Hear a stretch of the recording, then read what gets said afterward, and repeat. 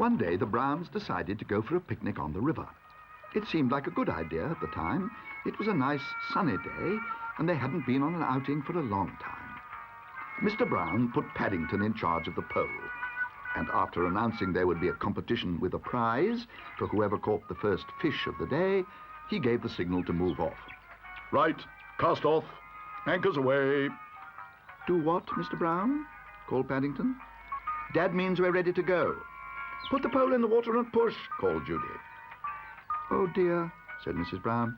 I'm sure something awful's about to happen. Don't worry, Mrs. Brown, said Paddington. Bears are good at punting. Oh.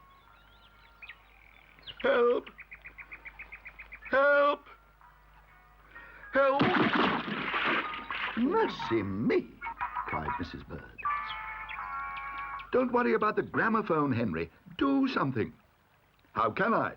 Paddington's got the pole. It's all right. Somebody's coming to the rescue. They're grabbing hold of him now. He'll be most upset. He had a special bath before he came out. We'd best be using my sunshade as a paddle. The thing is, said a man, who's going to be the first to give him the kiss of life? Don't all move at once. If you ask me, we ought to try artificial respiration first. Artificial respiration? Exclaimed Paddington hotly. I'd rather have the real thing. I'm sure Mr. Brown won't mind paying for it. Oh, help! I told you not to sit up. Now you've had a relapse. I haven't had a relapse, exclaimed Paddington. I've lost my hat. Well, if that's the worst that ever happens to you... Paddington gave the man a hard stare. That hat's been handed down, he exclaimed. It was given to me by my uncle in darkest Peru. There isn't another one like it in the world.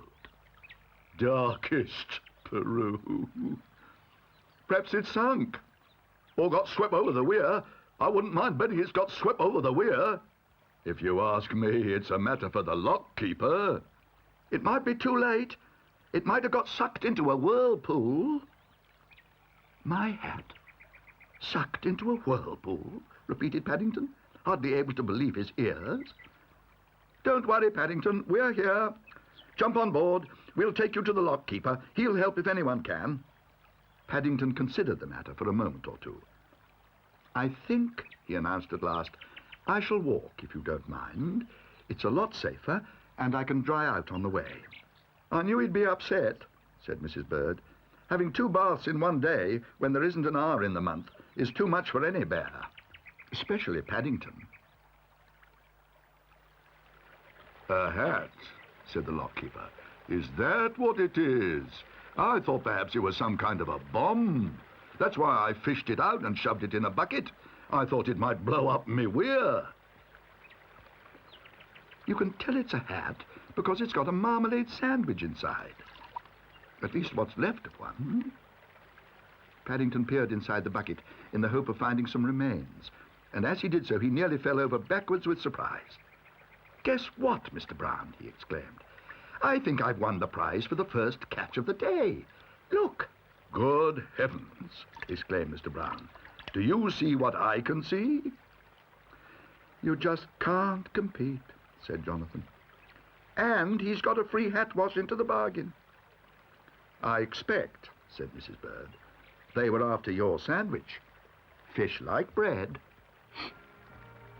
Perhaps, said Paddington. I won't have any 11s after all. I shall save myself for 12. I don't want to spoil my picnic. Picnics make you hungry. Especially when you have them out of doors.